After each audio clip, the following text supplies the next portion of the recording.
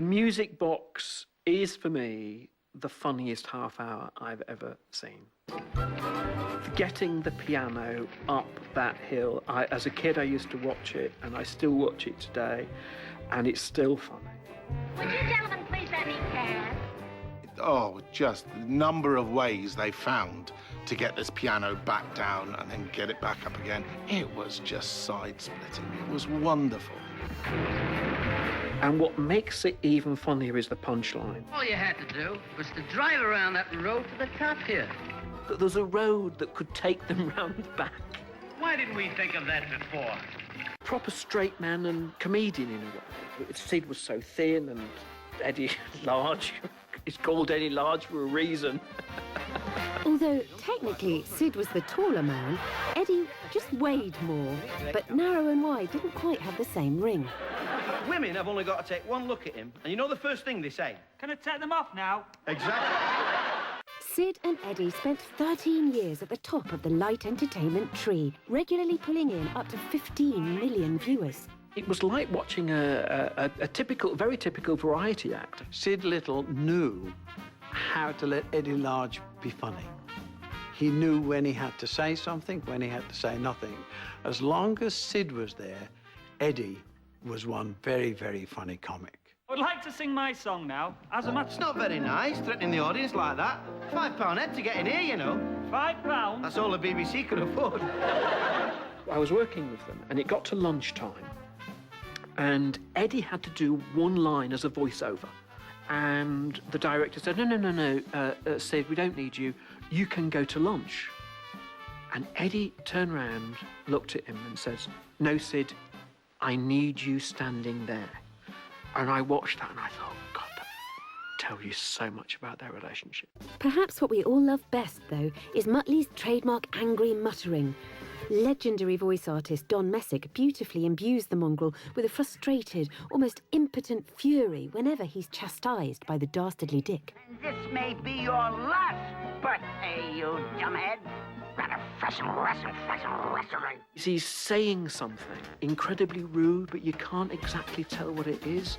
Now, if I translate that, you'd have to be taken off the air. You're a rat-faced bastard, is what I said. You're a rat-shit-faced bastard. I've got one coming up in a minute. God moves in a mysterious way. Their 30-year union featured stage shows, radio programmes and a sitcom that began in 1983 and gave viewers a peek into their home life in Stacton Trestle.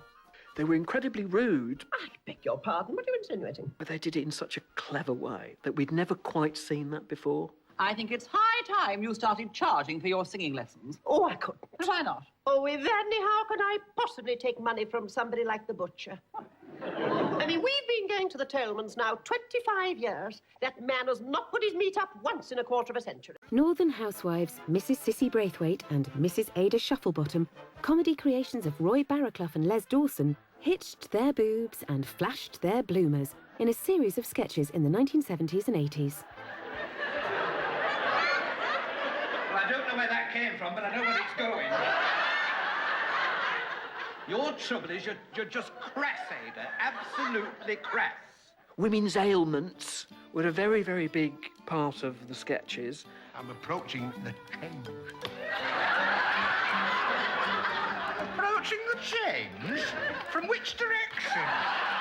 Most of the comedy I remember coming was not always from the sketches, but just from the looks they gave each other.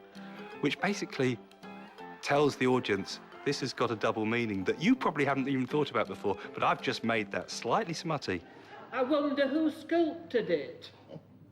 Whoever he was, he weren't short of clay, was he?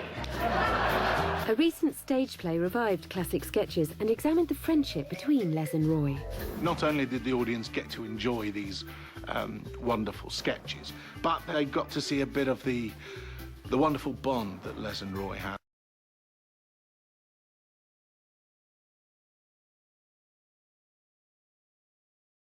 Who's been tampering with my question cards? It was me! It was me! All the anarchy that you saw was always very well prepared. It was the sort of anarchy that takes 6 months to get right. Steve Nallon was Margaret Thatcher to Rik Mayall's Alan Bastard. There was a lovely moment where he wanted me to take my teeth out as Thatcher, and I said, I think I can make my mouth look as if it hasn't got any teeth in, because I could do my grandmother. And I said, Mrs. Thatcher will end up talking like that. And he just loved that. And he said, can we put more of that in? I was just trying to be true to the spirit of Thatcherism. All you care about is number one. I thought that's what Thatcherism was all about. Of course it is, of course. He had great eyes for a comedian. So when he was doing Kevin Turvey, which he sort of sat on a chair and stared straight into camera, he was a sort of like a Ronnie Corbett on acid. And these, you could see into his head. It was like you could almost see the sort of electrical thunderstorm that was going off in his head. And that would come straight down the camera. And very, very few comedians have ever been able to do that trick. And that's why he was so brilliant on Jackanory. I'm going shopping in the village, George's mother said to George on Saturday morning. So be a good boy and don't get up to mischief.